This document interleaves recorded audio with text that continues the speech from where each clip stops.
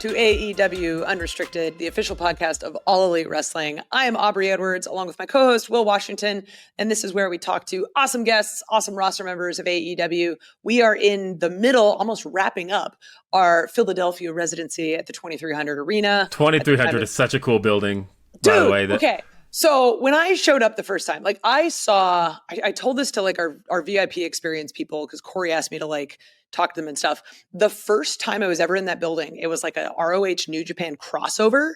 And like I saw the Briscoes for the first time. I saw the Bucks live for the first time. The main event was Adam Cole versus Nakamura. Like it was insane the amount of people on this show. And like that was 10 years ago.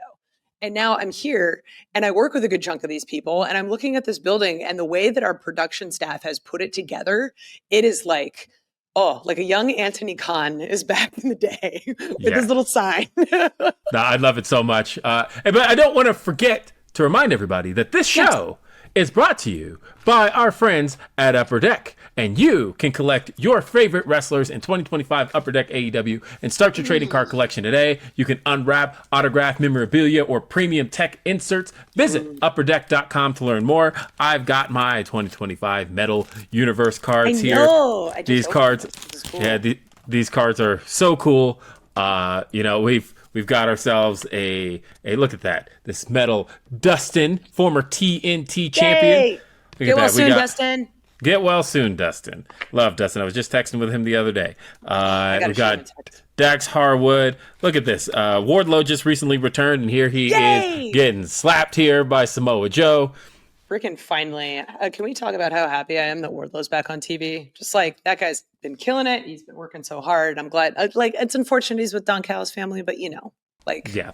But, as Don says, like half the roster is. So, like, yes. My son was joking the other day that he's like, you might have to start calling the company AEW / Don Callis family. Because all Don Callis wrestling. Yes. But no, talking about the 2300 building, like, it's so cool. The mural, the way the wall looks, it is such a, it's exactly what you think it's going to be. It feels as gritty backstage as it looks on TV, because that's exactly just what the building is, and that's how special it's been to professional wrestling. I was first time I was there was only just like a year ago, honestly. Really? That's not the first time in the building, but it was my first time backstage was a year ago for the Stardom show, where Toni Storm made her return to Stardom. Yeah, and that was such a cool moment that day, and for AEW to be running this residency here is so cool. We've got so much going on in AEW. It's been such an exciting time, and I know we say that a lot, but just thinking about where we've been in 2025 and how much progress we've made, and somebody recently posted a graphic that had every new signee in 2025 and how much of an impact that they've made, and it's really. Yes, but it's been a really special year for the people we've brought in as far as AEW is concerned. And I'm really always excited to get to talk to those names when we get them here on the show. And that brings me to our guest today, G-Brain. Who do we have today? Today, we are joined by one of AEW's newest signees, who I think as soon as I saw him in Cincinnati, I went, yeah, about time. It's Ace Austin. Hey, what's up, buddy? Hey, what's up? Yeah, I'm happy to be here. Stoked.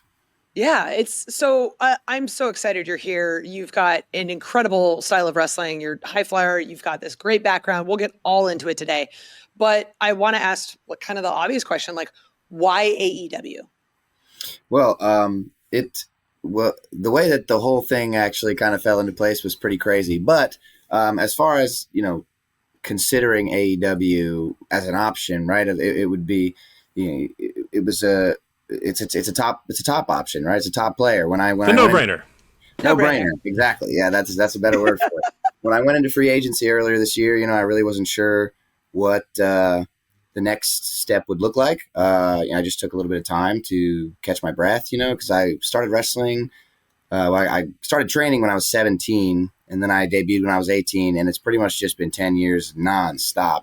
I mean, even during COVID, I was still regularly taping. So it was like 10 years nonstop and 6 years on TV. And it's just like never slow down was always kind of how I treated it. And so coming into free agency was just like I took a quick breath and I started to have some conversations and see what the next steps might look like. And then when I saw AEW was coming to Cincinnati, it was just like, it's just, my career has been so many instances of like right place, right time. Mm-hmm. And that just sort of like all started to kind of fall into place. I really started tuning more into what AEW was doing kind of recently, especially with the accessibility on HBO Max. Like I have HBO Max and I'm always on there watching my superhero stuff. So that was like, I started checking it out a lot more. And I really got that, like, that with everybody talks about the feeling. And I kind of I got the feeling back, right? I really liked the way that the show was running. I loved the flow. It made me feel like I was watching the wrestling that I loved. And, wrestling seems to be so important at AEW first and foremost. And that's why I fell in love with the game because I love wrestling, So yeah, AEW comes to Cincinnati and I hit him up and I said, hey, that's, an hour from my house. I'd love to come hang out and say hello to my friends that are there and make some new friends, Yeah. That was a surprising thing too. I really wasn't sure how familiar I was going to be. Like, of course, like watching the program, there's so many people that I know, but you never really know what it's going to be like until you're there. So coming into the locker room, I really wasn't sure what the vibe was going to be like, but everybody immediately came up and, was so warm and welcoming. And that was lovely. Yeah. And and almost everybody there I've met or have some sort of relationship with. So, so I hit him up and said, hey, I'd like to come hang out while you guys are in Cincinnati and say hello to some friends and make some new friends maybe, and then it just like I was only planning on coming Thursday. And then Wednesday I got, a text and was like, hey, are you here? And like, and the answer is yes, even if you aren't. Yeah. Not at the moment, but I'm an hour away and I could be there immediately. And so they had me come down and do the promo and then Thursday was the match. So well, let's talk about that night. Let's talk about Thursday. So finding out of obviously Wednesday that you're going to be in the ring with Ricochet. What was going through your mind kind of getting that piece of information and then knowing that it was going to be what it ended up being and being the top match on that Collision and the match where we got to announce that you're all elite? Yeah, that was that was really cool for a lot of reasons. Ricochet is actually one of the few people who like I've never been in the ring with. I was shocked when I heard this. You're like, oh yeah, we've never touched before. I'm like, what? Yeah. Despite how long we've known each other, and despite like, a lot of his good friends are, good friends and mentors of mine from the past. And he's been around a lot of the stuff that I did early on. He was involved a lot with like, everything Sami Callihan was doing before I like when I was first getting started way back 2017 and 18. And so like we were always around each other. And then even after, I'm trying to think what the timeline kind of looked like. I mean, yeah, just like always around each other, always familiar, but it just one of those things that never happened. So a first time match was definitely exciting for this situation, and it being in Cincinnati was another like really cool, thing because Cincinnati, Ohio has become a second home. I'm originally from Pennsylvania. I'm from out on the east, and I moved to Ohio in 2017. So it's really been like my second home, and Ohio's accepted me as their own, and it's like it's been my home base since then. And I've done a lot of like cutting my teeth in the Midwest. So I was excited for that Cincinnati crowd to sort of have that moment with me.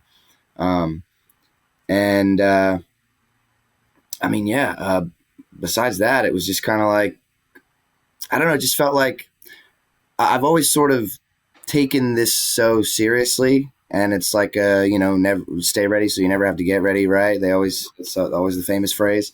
So it really wasn't like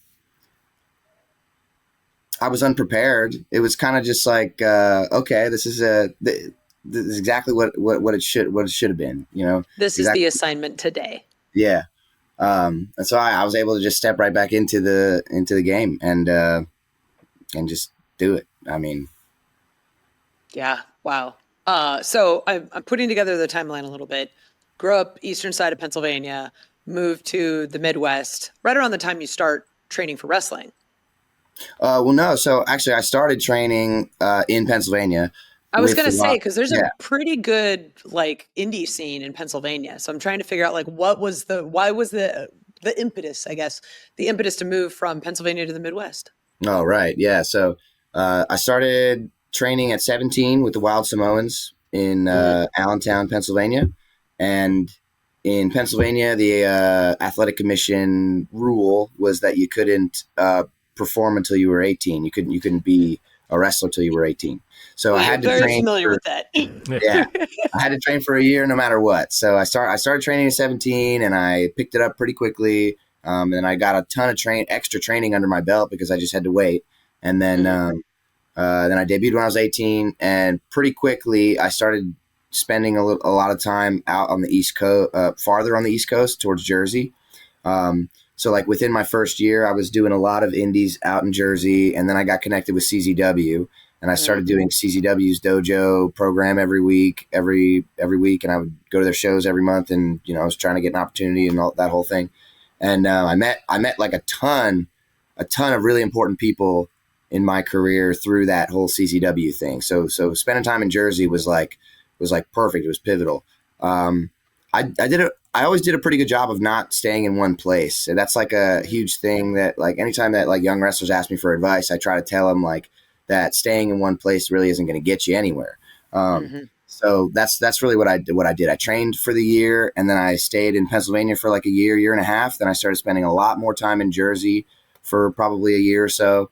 And then that's how I met like Sami Callihan and a bunch of these guys from the Midwest that, were kind of like pulling me to come out there and try some stuff. Cause there was, AAW was really big going on then in Chicago, and Rockstar Pro was going really big in Ohio. There was a lot of really cool stuff happening in the Midwest at the time, 2017. Yeah. So then I started traveling back and forth a whole lot. And then an opportunity for me to move into a wrestle house opened up. I love wrestle house stories. Yeah. So I did that, and it was kind of crazy. There was when I first moved in, there was 13 of us. 13 of us in one house and one bathroom. No. Yeah. No, I lived with 6 dudes in college, and we at least had 3 bathrooms. I don't wish that situation on anybody. Yep. So 13 of us, one bathroom. We had a gym in the garage. It was awesome. Of course you did. Yeah. And people used to call us the wrestling cult. Like everybody thought it was everybody thought we were a cult. And it was really crazy. People rotated in and out of that house a whole lot. There was always people who like wanted it but weren't working hard enough, so then they would get the boot and somebody would take their place, and just a constant cycle of like who wanted it more. And then I moved out of that house into Sami Callihan's house after he moved back to Ohio from Florida. Mm-hmm. And then I lived with him for probably a year. Yeah, I think a little more than a year. And then right after COVID, when COVID happened, when quarantine happened and everything, I was living with Sami at the time. And then when that opened back up, I got an apartment with my girlfriend at the time, and then we got a place, and then our apartment fire happened, and then we moved into a place, and then now I'm like in a house that I'm getting ready to buy. Ooh, congratulations. Wow. That's exciting. Yeah. So it was all, that's kind of like, that was all the traveling that went on. It was always like a year, maybe like a year or like a year and a half in one place. And then I would sort of move on to something else and try to just like start, figuring some more stuff out and just opening up a little more. I mean, I've been in the Midwest since 2017, but I've been different parts of it. And then as far as like the career stuff goes, moving out here was really great because that whole Wrestle House thing, just, a constant community of like stuff to do. We were all training together and everybody had bookings every weekend. So like if you weren't booked somewhere, you could go somewhere. And it was just like always networking, always meeting people. And then eventually 2018. Yeah, so that was 2017. 2018 is when I started getting a lot of like really big, much bigger opportunities. That's when things started really kind of rolling out for me. And I started figuring it out. I think at the beginning of 2018 is when I did what was it first? MLW, I think. I did MLW at the beginning of 2018. And then I did 205 Live right after MLW. And then I did like my first, TNA's first, feel me out process was later in 2018 then. And then all that was going really well. A lot of great conversations, a lot of great opportunities and offers and whatever. And then by the end of 2018, the best decision for me was to start with TNA. And then that's what I did, And then that went, And then last 6 years have been awesome. And then and wrestling has been so, obviously constantly growing and it's been really cool to see how everything's shaped out. And I'm really excited for this next chapter now. Love it. And I'm really excited to continue this conversation because there's a lot more I want to dive into. And we're going to do that right here on AEW Unrestricted. We're going to take a quick break, but we'll be back right here with Ace Austin. AEW Unrestricted. It's Aubrey Edwards. It's Will Washington. And we're talking with AEW's newest signee, Ace Austin. Mr. Austin, I want to ask you about a couple of things, but I want to kind of take it back a little bit to CZW because, I've been a follower of CZW for a very long time. And as I was going up and down some of your match listings, I was realizing how many names you got to work with in that time in CZW that you would have encountered in your first night in the AEW locker room. I kind of want to, what was that experience like, kind of reuniting with some of those people that you were around in that time period in the formative years of your wrestling career? Actually, that was really, really cool. And I didn't totally realize how many of those old like Jersey CZW friends that I had that were going to be there. Again, like from the outside looking in, you don't really think about it until you're surrounded by everybody. Penelope was one of them. Penelope Ford. Her and I wrestled each other at CZW's Dojo in front of a crowd of like 10 people in early 2017. And it was the match on my YouTube channel at the time that had the most views just because she was a pretty girl. Like it had like the most views of anything I ever posted just because Penelope Ford was on there. It was funny. But yeah, her and like Yuta, like those are some people in the back that it was really, we connected and it was just like, man, we're a long way from Blackwood, New Jersey. We're a long way from that AEW garage. It's really, oh man, that was really, really cool. And I got to work with a lot of great people back then. And that's really what opened up my thought process. When I started training, I started with the Samoans. A big reason why I chose the Samoans, obviously, was because I wanted to be a WWE superstar, right? So when everybody gets into wrestling, not everybody, but when a lot of, kids, especially my age, when we got into wrestling, that's all we really knew. That's all we thought about, like my generation was just like, oh, that was the mindset. I want to be, because that's the only option. So it's like, this is where you go. So, especially in 2017. Like that's, what else you got? Yeah. Well, I started training in 2014. I was just thinking about that in 2014. Yeah. So even then it was like, obviously that was the goal. So when I started training with the Samoans, that's like what I had in mind. And they trained you with that idea in mind, right? Mm-hmm. That's kind of like what the objective was going there. And so it wasn't until the first time I went out to CZW and I started meeting all of these really successful independent wrestlers that were doing a lot of things and none of it was involved with WWE. They were doing all this stuff all over the world. They were like making a living for themselves, and I didn't really know anything about independent wrestling at all in any capacity until I started training. That's really when I learned that like all these shows go on all over the place all the time, and there's a whole underground community, and it's like, so that was just like so mind blowing. And then when I started going out to CZW and meeting a lot of these guys, who are, you know, at the top of the game now, that's when I started realizing that there was more to wrestling than just that. So I started so my goals changed, you know, early on. My goals started to really shift. I wanted to become a pro wrestler, not just a WWE superstar. I think there's a huge difference. Mm-hmm. Yeah. And, you know, yeah. And like I was saying earlier with how like the focus in AEW is so much more on the wrestling, and wrestling is what I love, you know, so that's kind of why my goals started to shift. I love the art form, and I'm so passionate about what we do, and being in the ring is just like, there's just nothing else like it. I mean, I did theater before wrestling too, and I love that. And if it wasn't for wrestling, I probably would still be doing a lot more with musical theater.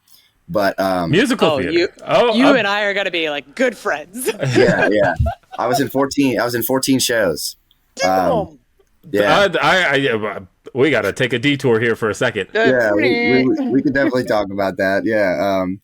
But nothing else. But to finish the thought, you know, nothing else really. There's no other feeling in the world like what pro wrestling can give you, and there's just no other art form or medium that is quite as like intricate and exciting and just like so out there and different and special, like what we do.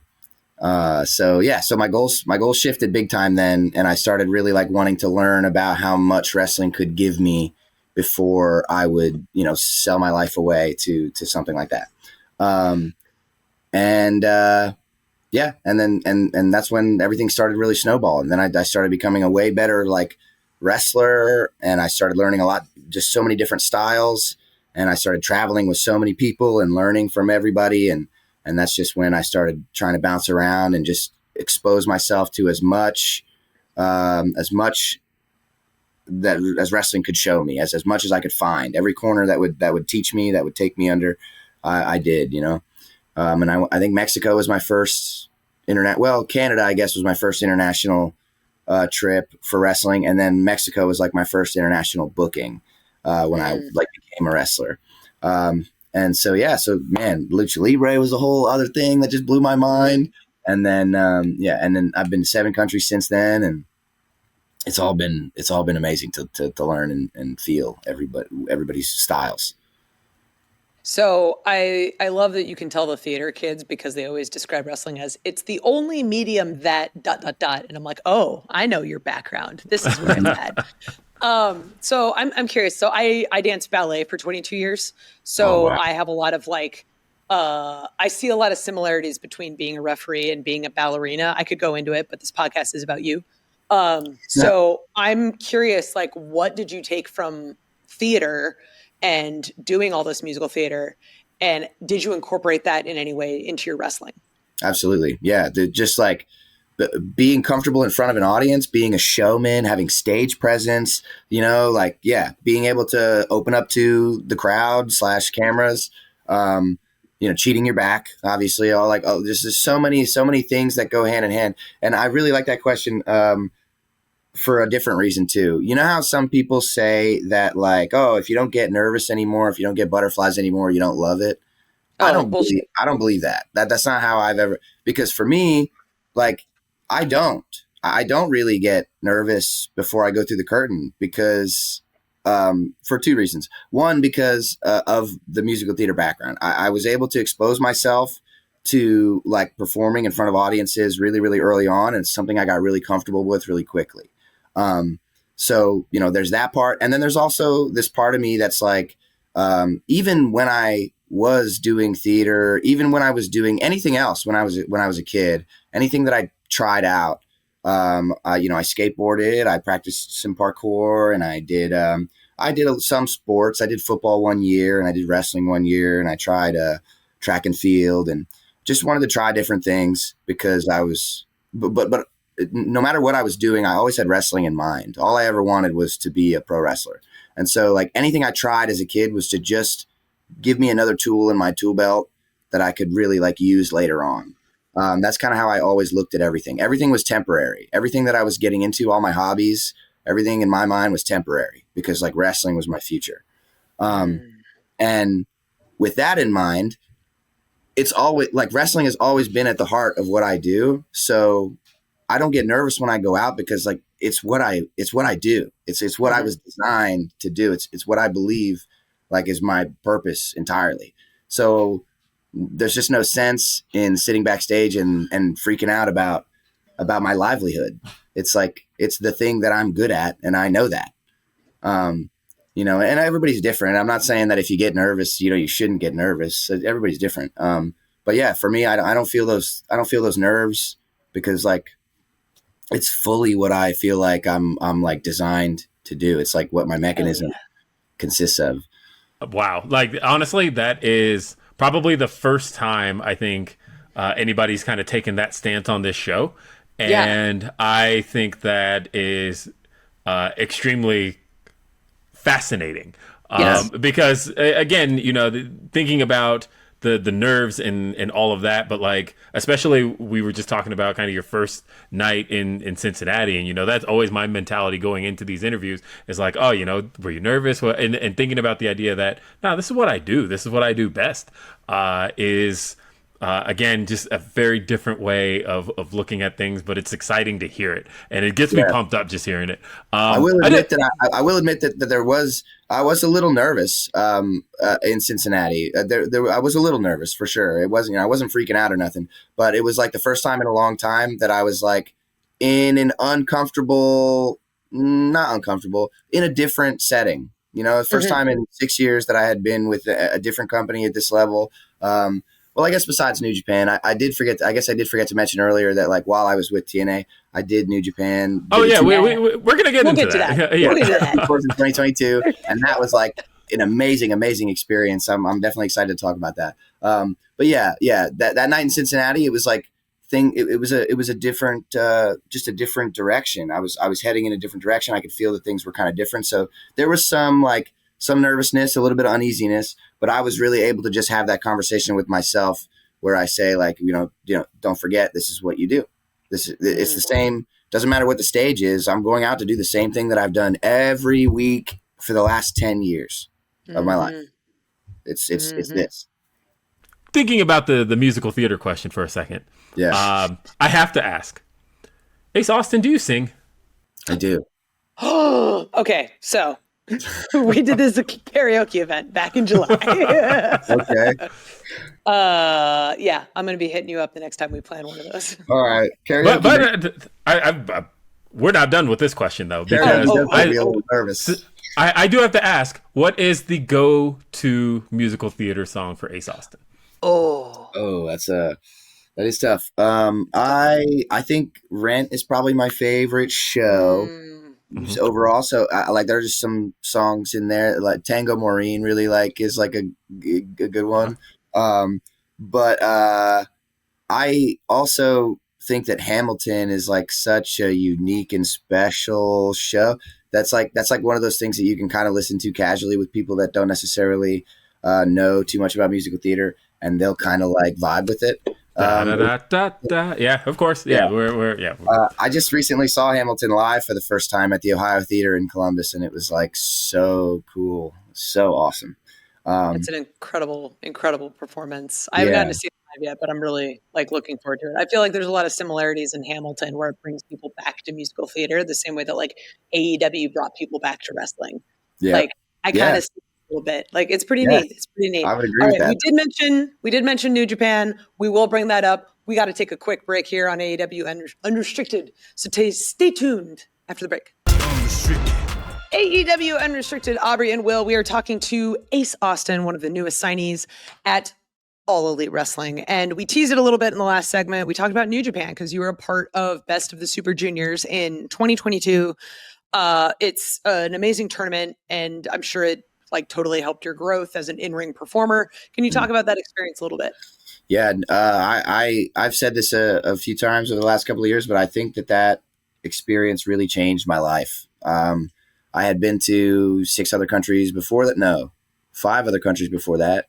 Japan was number 6, and then Germany was number 7. I write down all my stuff. By the way, I write down all my stats. That match in Cincinnati was my 1,022nd match with Ooh.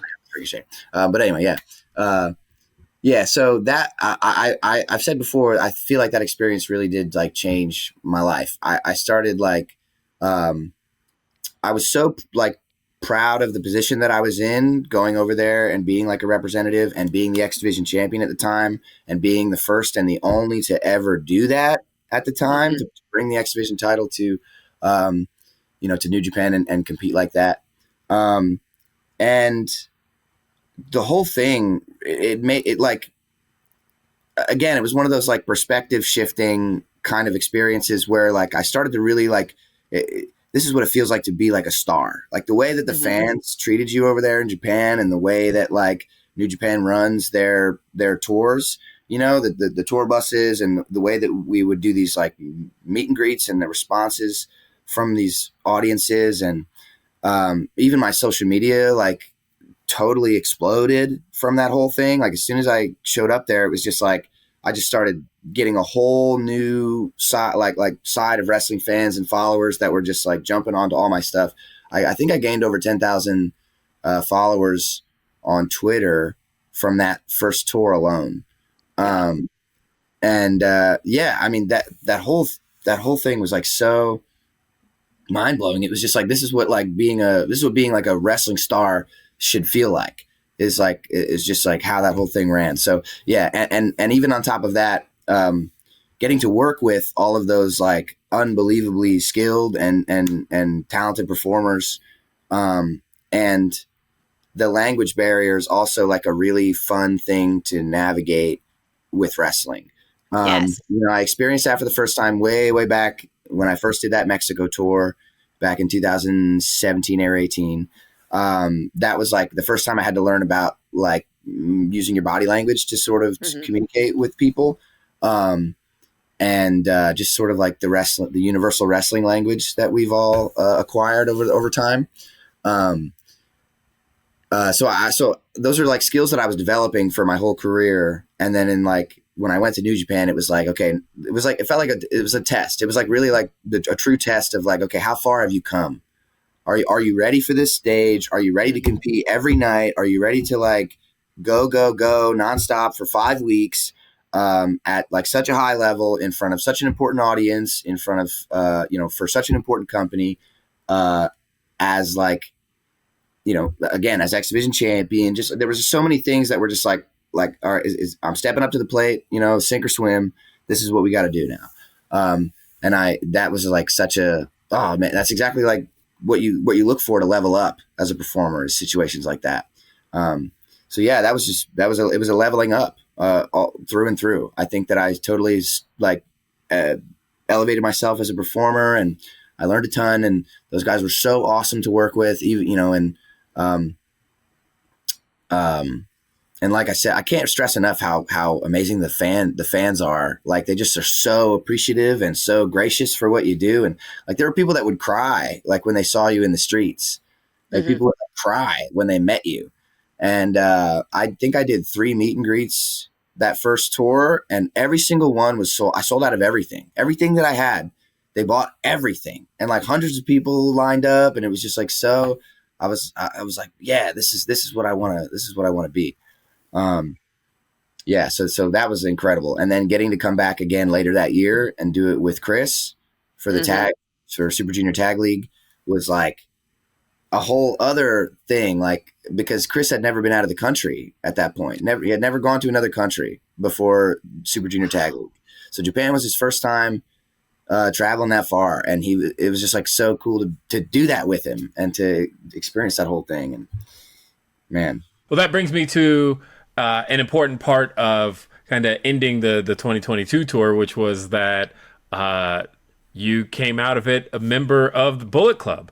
Hey. And so let's talk about Bullet Club, Ace Austin, and how that kind of defined this next chapter of your career, and how did that conversation even come about you effectively becoming a part of the Bullet Club? Right. Okay. So, I totally skimmed over that, I guess. You've had a very eventful career. I suppose so. Yeah. So that first tour, by myself, the Super Junior tour. Yeah. I ended up getting to stay for like an extra week beyond that. So for the Dominion show, so that we could do, like the big, 8-man tag and whatever. And, or no, that was the 6-man tag. Either way, let me think. I guess like in kayfabe, I guess like Jay White is the one who recruited me, for Bullet Club, right? Because he had been in TNA a little bit during the COVID, and that's when he like picked up Chris Bey, like back in 2022. He had, he was mixing it up with TNA a little bit, and he scouted Chris Bey. And then he recruited Chris Bey into Bullet Club. And then fast forward 2 years, now I'm coming into New Japan as X Division champion, as like a high caliber performer. And so he had his eyes on me. He scouted me. And then, obviously throughout that tour, it was like, here's an opportunity, and I think, the promo that I cut when I did join, it was just like, it's like, how do you say no to that? How do you say no to an offer like that, a life-changing offer to be a part of something so, pivotal and so like culturally significant to wrestling? Of course, I would love to do that.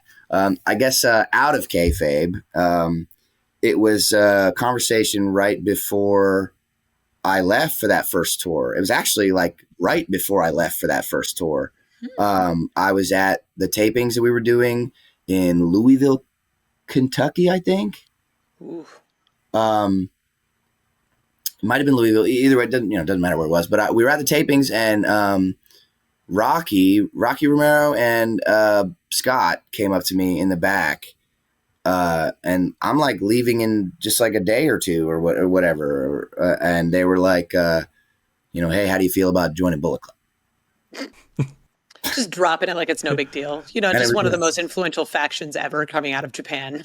Yeah, it was the same thing. So, how do you say no to that? It's an offer you can't refuse.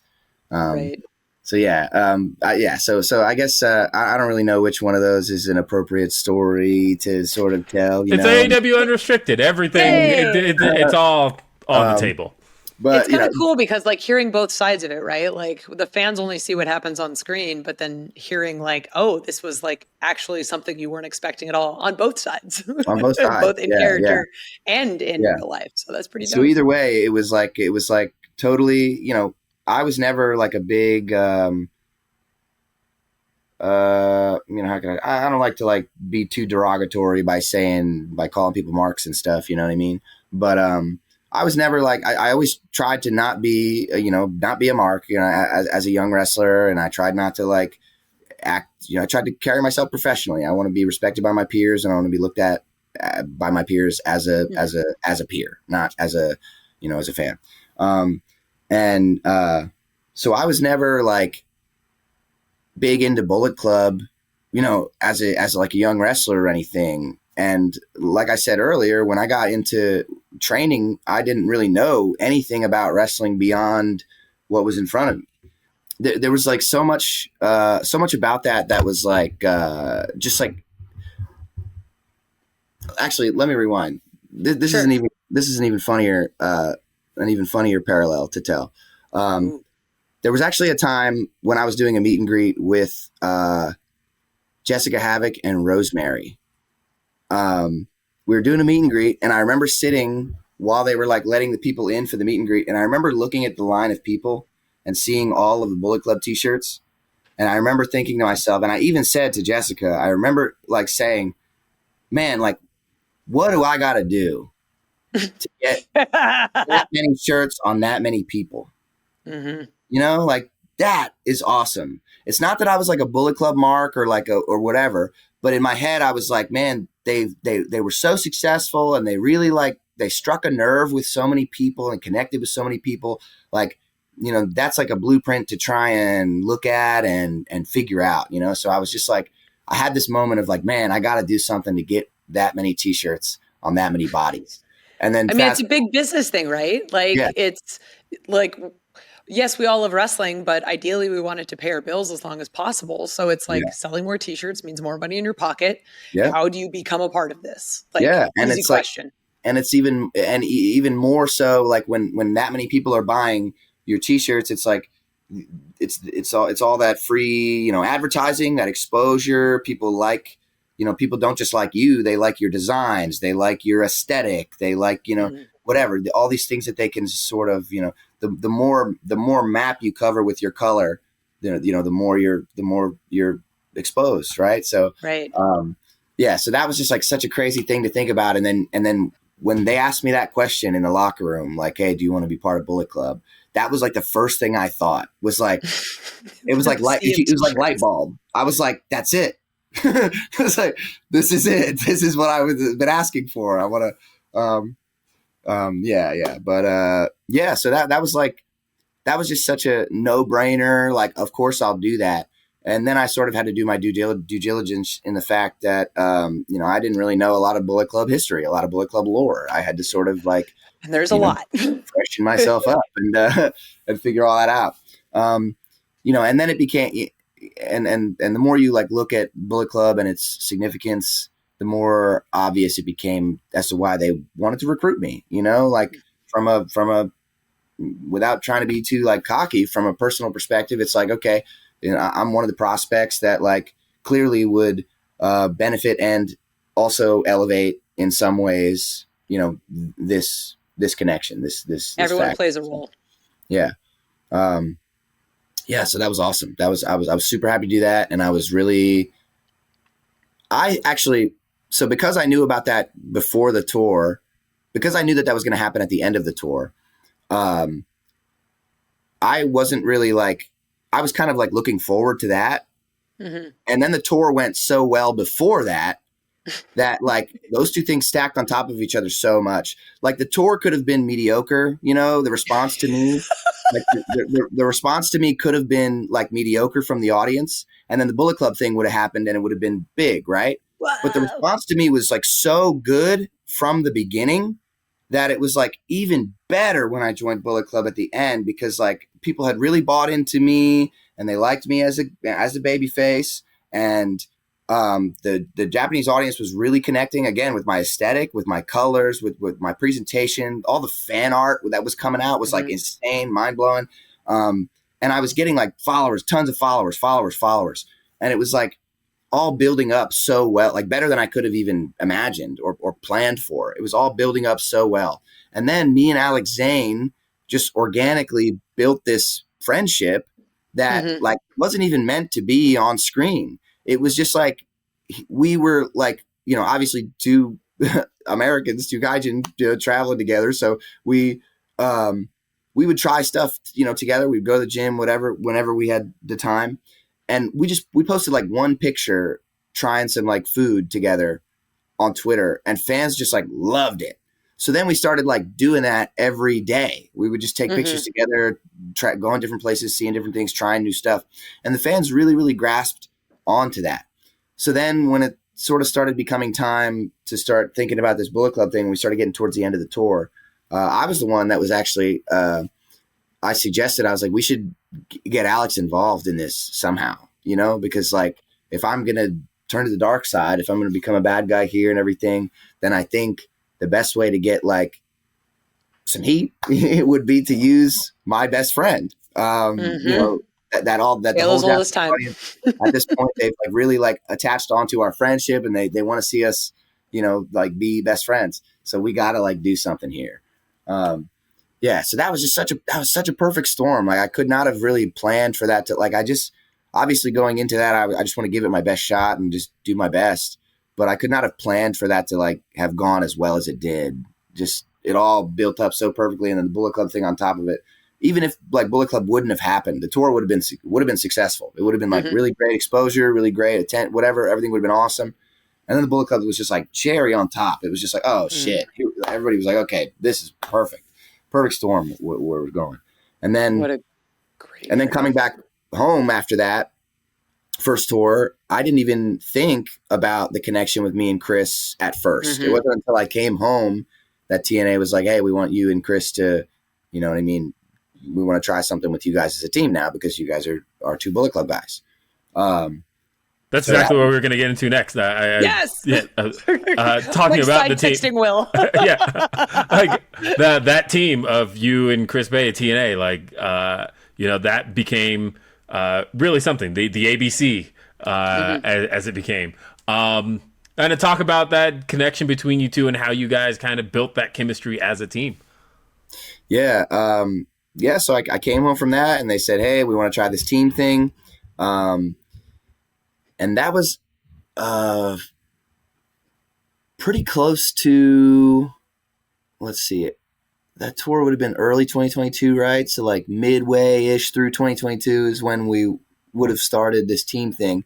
And Chris, his contract was expiring at the end of that year.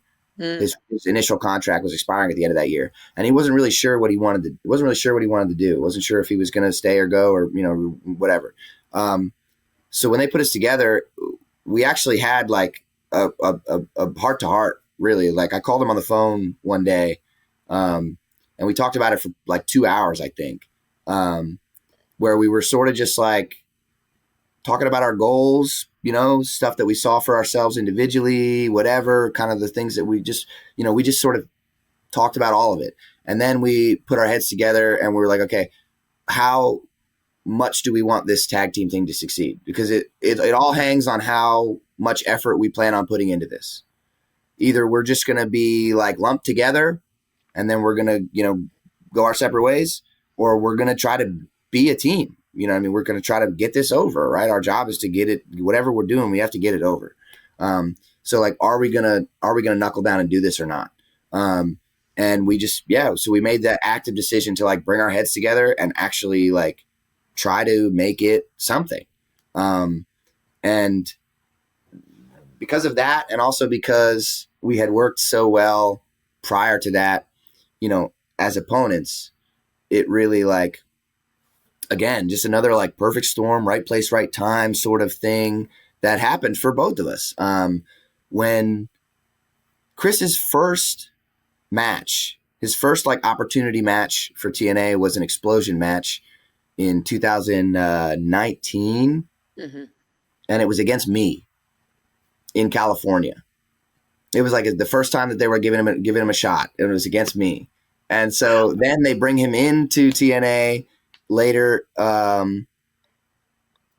maybe that was 2018. Either way, they bring him into TNA later, and then they put him right in the X Division title picture at the time when I was chasing it. So it was like right away we were like, oh, okay, now we have to do this. Now we have to circle each other in competition, And so we're able to play off of each other.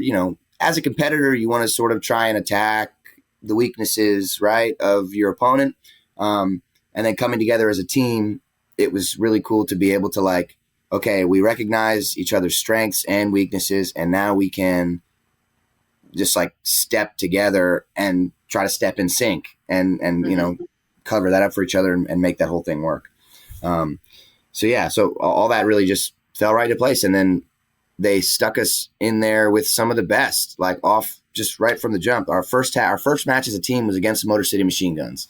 Yep. So it was just like right into the deep end, again, sink or swim. It's always been like sink or swim. Are you ready or not? And it's always, knock it out of the park every time. You have to. Yeah. I feel like your entire story is like, just be ready for opportunity. You never know when it's going to happen, but you're making those opportunities present themselves to you because of your work ethic, because of your love for this, because of all of your life experiences and taking those and trying to incorporate them into wrestling. I feel like you're just a constantly growing person who is just trying to go for the next best thing. Yeah. And I love that attitude. And I love that you're now a part of our locker room. Yeah, I like that. I used to always say, like, going back to the right place, right time thing, like another thing that I've always kind of said to like my, people who ask me for advice and stuff, it's like, I've been fortunate enough to be in the right place at the right time, but that's because I put myself in the right place and it's always the right time. Mm-hmm. Yes. I've never gone all the way back to that initial idea of like not sitting still. If you stay in the same place, nobody's going to come and find you. It was just like early on, I learned that you have to constantly travel and put yourself in front of people's faces and freshen their minds in order for that to work out. I mean, how many times have we all driven somewhere multiple hours for maybe not even $20 just to put your face in front of somebody else, and who knows what came out of that, right? That was I think I think that's like something that like all of us kind of attach ourselves to. And that's just like how you become successful in wrestling. And I think you're the poster child for that. And I'm just so happy that you were able to chat with us today. I feel like we covered like this much of your career and we have like this much more to talk about. So we're going to have you on again in the future because this was great. This was dope. I would really like that. Yeah. Hell yeah, man. Yeah. I mean, coming full circle, it's really just like, everything happens the way it should. And, you just have to play the cards as they are dealt, as it were.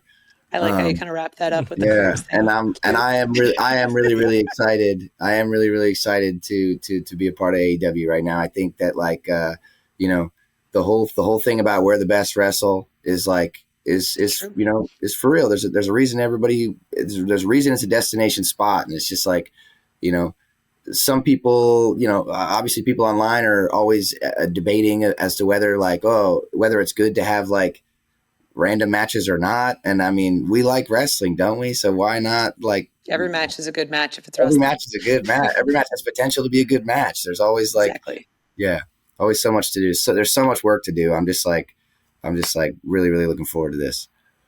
Well, I'm looking forward to seeing what Ace Austin has to bring to AEW in the future.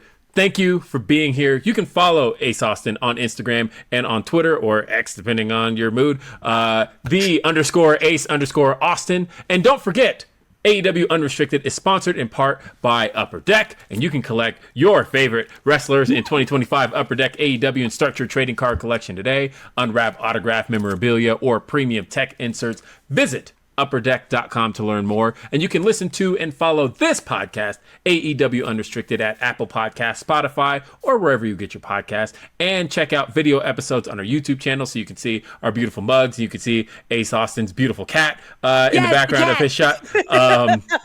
And hit that subscribe button so you never miss an episode. And are you an AEW insider? Get early access to ticket pre-sales, special merchandise offers, and more straight to your inbox. Sign up today at AEWTix.com. And don't forget, AEW Dynamite on TBS Wednesday nights at 8 p.m. and streaming on HBO Max, and Collision live every Saturday on TNT and also streaming on HBO Max. ROH streams every Thursday on Honor Club. I'm Will Washington. She is Aubrey Edwards. For our guest, Ace Austin. We'll see you next time. Have a great day. Peace.